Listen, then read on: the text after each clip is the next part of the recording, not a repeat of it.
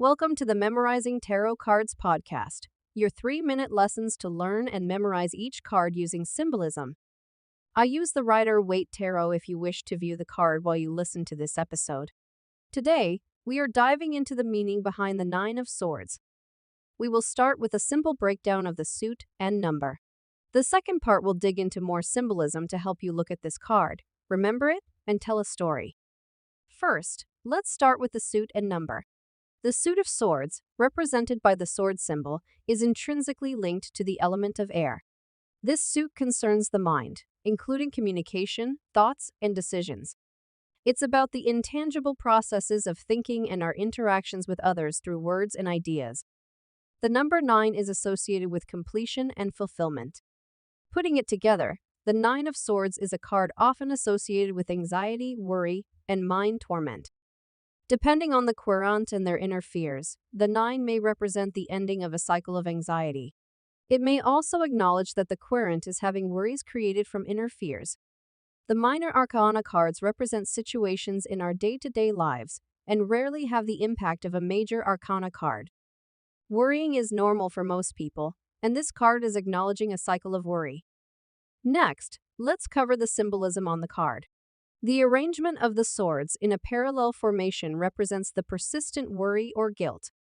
The scene's darkness further illustrates those dark thoughts that are happening, which highlights the personal battles that can occur within one's own mind. Next, let's cover the astrology associated with this card. The Nine of Swords does not directly correspond to a specific zodiac sign. Still, it influences the air elements, which rule over mental and communicative activities typically associated with Libra, Gemini, and Aquarius. Next, let's talk about the numerology in this card. In numerology, the number 9 signifies completion and fulfillment. In the context of the swords, it can also signify the culmination of worry, guilt, and stress that can happen when we are mentally fixated on all the possible outcomes of a situation that actually may never happen.